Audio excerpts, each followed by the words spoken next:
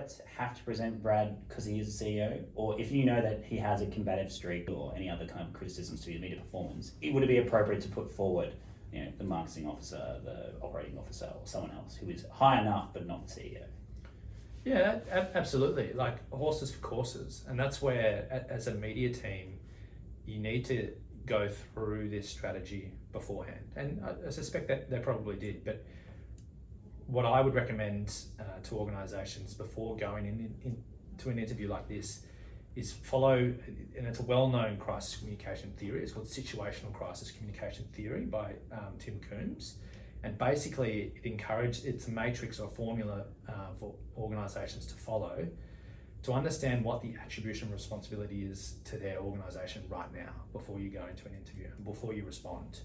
And it encourages you to ask some questions like, even if technically we're not in the wrong on this topic, and Woolworths and Coles they've definitely not done anything illegal, what attribution responsibility did your customers hold to you? Do they hold you responsible regardless of that technical fault? And those are the types of questions you need to start to ask yourself.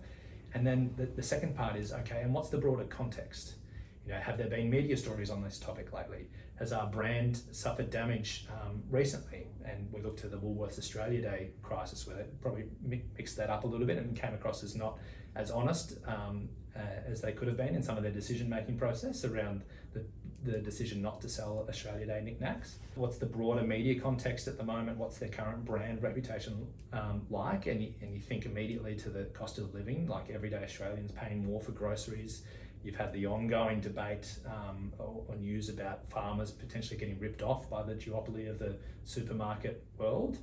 And so, okay, as we start to ask these questions about attribution of responsibility, there's a few red flags popping up right now. And I think once you see those red flags and you realise, okay, we're in the red here, there is a pretty serious attribution of responsibility against our brand right now, or what's the most appropriate strategy based on those findings of that attribution of responsibility model.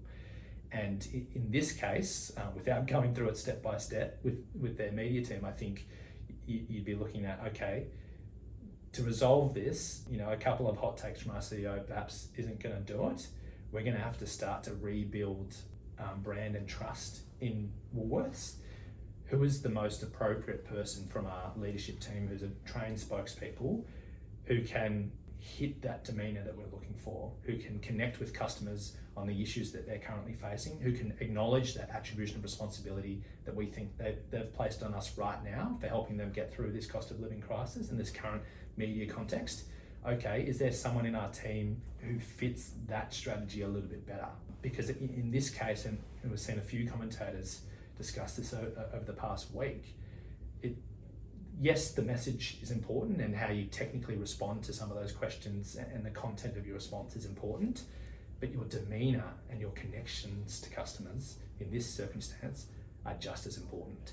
And I think that all comes from that attribution responsibility and understanding that current media cycle and the current thoughts and feelings of your customers.